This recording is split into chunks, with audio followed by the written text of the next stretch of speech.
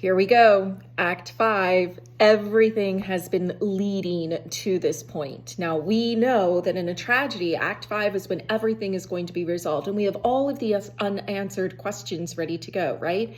So we're sitting here wondering, what about the witch's predictions? Where's Fleance? Is Macduff's family ever going to be avenged? What's going to happen to Macbeth? Surely justice will be served. And so Act 5 is going to answer and resolve all of those questions that we have. Now, when we open up to scene 1, we're on page 82. This is known as the sleepwalking scene. And it is the last time that we will see Lady Macbeth on stage. Now, the claim that we are going to write up at the top of page 82 is Lady Macbeth reveals her insanity through the motif of sleep. So we know that all throughout this scene, we're going to be marking for those images of sleep, and we're going to be looking for for Lady Macbeth's growing insanity. And you may be going, wait, Miss Hudson, like it's totally Macbeth who has gone insane. Yes, until this scene. In line 2, we have a doctor and a gentlewoman who are discussing Lady Macbeth's recent behavior. And the doctor says, when was it that she last walked? Now, walking here does not mean a stroll in the woods. It means that she's been sleepwalking.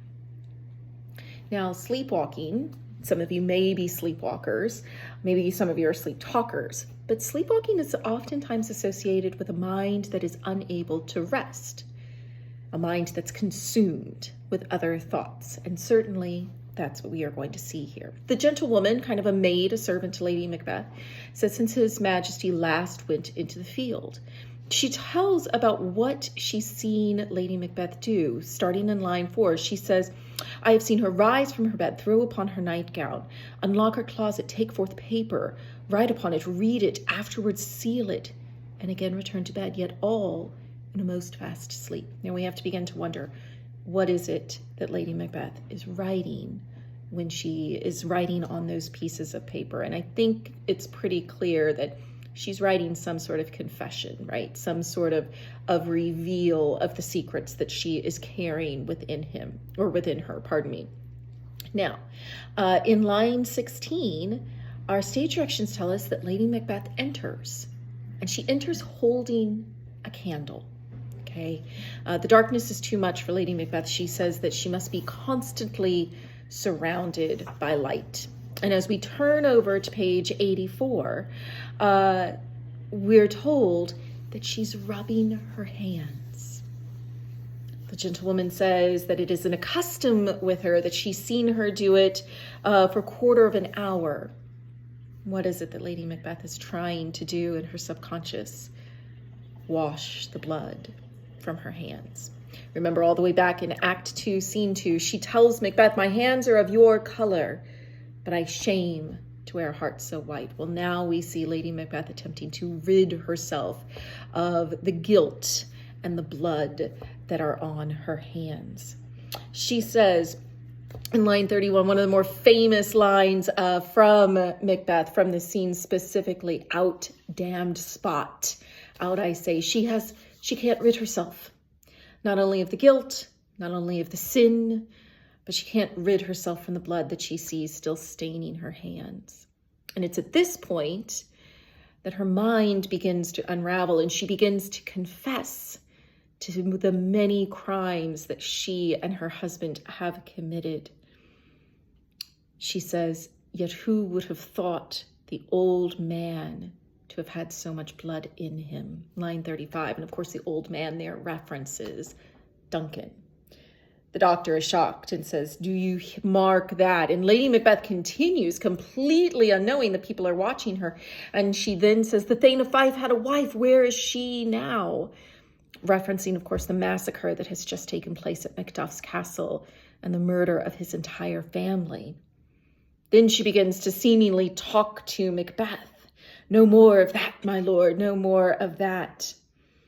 In line, page 85 now, she says in line 54, again, seemingly to her husband, wash your hands, put on your nightgown. Look not so pale. I tell you yet again, Banquo's buried. He cannot come out of his grave.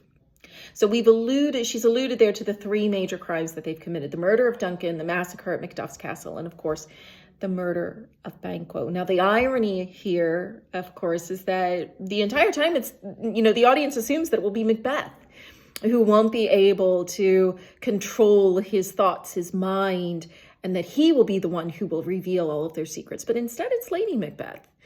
Now, Shakespeare's certainly making a point here about gender, right?